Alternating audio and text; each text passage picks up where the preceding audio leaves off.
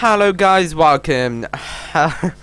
um, it's been a while since I did an actual video on hacking, crack and patching. Today I'm focusing on hacking today, and I did do the videos on how to be a hacker, but then that doesn't really solve much, does it? So I decided, let's do a professional video. Let's actually show you how the concept works, and I'm using the SQL or SQL method here, SQL injection or SQL injection. This doesn't work on every site, and you'll have to search for what site works on. But I will teach you how to do that, and there are easy methods to do this. So do not worry about this. I just don't worry about the little jump cut there. Right, where was I? Right, yeah, so I'll teach you how to do that. First of all, I'm going to target this site. This is all for educational purposes, as is everything. But this site, it's just a site I came upon. But if you want to know how to find different sites like these, it's not the hardest thing in the world, but I will show you that. So, open up a new tab. Or whatever, open up your browser, and you want to type in SQL dorks. Now, SQL dorks is what we use to search for vulnerable sites, and just going to use this link here. This is the one I usually use. There's loads here, but I'm going to focus on this one because that's how I found this site. It's just a random site I came upon, and it actually is vulnerable, and I'll tell you how to spot a vulnerable site. So this is 500 different dorks you can use. Dorks are what you can use on Google to find vulnerable sites. So what you want to do, copy one of them, copy it, paste it. Sorry, I don't know, I forgot that Firefox can't do that. So the first site was this one, which is literally this. So if I just go on here, yeah, this opens up this, same as this really, but this is the home page, and it doesn't have this extension here. Okay, so with this extension, what we do is put a little apostrophe here, little comma-ish, put it there, press enter, and there we go. So this means that we have an error in the database. So there's an error in their database. And their database is MySQL server. There you go. So because it's MySQL or MySQL, we can target it and grab all their info. Now there are sites which are vulnerable, but sometimes this doesn't always work. So you have to be just make sure that you know what you're doing. Find a suitable site. This is probably the easiest way to find a vulnerable site, and it is probably the only way. I don't know if there is, but let's just continue. So next, you want to have this program, Havij. It's a free program. I've got the full edition here. As you can see, yes, it is a cracked edition right here by Service Manual. So it's a site which targets different sites to grab information. So go back to the dorks. If we go back to the dorks from L3T, I can't find the site again. It doesn't matter. So go back to dorks, try as many as you want, and find one which is suitable. Not everyone will work on here, but don't worry. I will post a link to the cracked edition in the description below if you want it. You can get the free edition, but it doesn't support everything. So what you want to do now is just reload back the page. Now get this ID, copy and paste it. Copy, and go to Havij. Delete that. Now paste it in there. Now click the analyze button. You don't really need to change this unless you know what you're doing. I'm not going to change it because it's all on auto detect and get an auto detector there. So just going to press the analyze button. So it's going to analyze that website. It's going to find all the details I need. So if you have an error with the injection type in database, sometimes it's never going to work. So this is quite fast and easy. So this is a really vulnerable site. So as you can see, and the best thing is they actually they have a store and payment options and login, which means we can get all their logins, the people who are registered on the site, and get their passwords as well. Obviously, I'm not going to try too fast into it, but I'm just showing you and how to alert you how this is all possible, how hackers do these kind of stuff. Obviously, this is not the method that hackers nowadays use, but this is a very good method. Some people still use this, some hackers, but big hacktivists and like Anonymous and their their association with LulzSec, which is a hacking group as well. They use other vulnerabilities. So you know those kind of programs which you get, they're all fake really, where you say Facebook hack, no, start hacking, press that button, start hacking, enter your email. They're all fake. Don't go on it unless in the comments it actually says it works. You know, they always lead to a survey, and then it's just pointless really, to be honest. Anyhow, what you want to do, go to tables here once it's found the current database. Go to tables, tick the current one, press get database. So it's got two here, information schema, that's usual, but if I was just to untick the first one and tick information schema, it just shows you the normal stuff. So I just press get tables, just shows you about the database itself. That's not really what we want, to be honest, but anyhow, that's really useful anyway if you want it. But I'm gonna select the first option and get tables for that, because that's where you have really the main kind of information stored. So we found let me just make this bigger. So we found the main stuff. We found what have we found? We found these things. Let me just go down, scroll down. Okay, these are the stuff we found. Let me just highlight it here. So we found the admin, the free, the maybe the account free, the auto, I don't know what that is, future, past, payments. Now payments, they're all very important stuff, services, and user. I'm just going to target on the user account for today.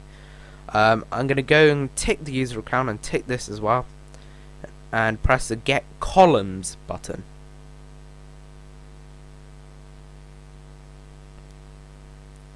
Still kind of finding a bit more. Okay, it'll say whether it's doing anything here. It says I'm idle, so it's fine, it's finished with that. So ID, password, state, country. Now these are really vulnerable stuff. These are, I mean, have a look at all of this. This can be used for hackers to get into the cell. I don't know, it could be used for other people to come and visit you. So I'm just saying, that website is really vulnerable. I'm not joking. Let me go in further into this. Before I go further into this, I promise I will not hack the website. I won't do anything dangerous with it. And neither will you. Please do not do anything with this information. Chances are I will probably report it to the website that their database is vulnerable. So just to make them alert of this. Anyhow, I'm just going to show you. So if I just tick the most important information we want. I don't really want their address. I want more of their like pin code. No, I'm gonna have their email and password, please. Get data. Press the get data button. Okay, so this is what we've currently got, and it's still loading. As you can see, getting column data. So there's thousands of people. There is probably over 1,000 people registered on this site. They don't know. And have a look at their password. They look like pretty simple passwords, unless these kind of different passwords. But have a look at this: 1 2 3 4 5 6. Really potentially really vulnerable. So just to make you alert, people who do actually sign up for websites like this is really vulnerable. So anyhow, let's scroll down. There's loads of people. I think this is an Indian-based website for food or something like that, but this works on most websites as well. So still finding. There's a hell of a lot of people on here. Let me just yeah, okay, so now it's finished doing its job. Right. Look at the last person's password. QWERTY. Yeah, you see what? Let me just go down the table to the last person. QWERTY. Is it not there? Someone email. Okay, for some odd reason it's not there. Anyhow, QWERTY. Funny. Right, so let's just try someone else. So this is probably just a test account.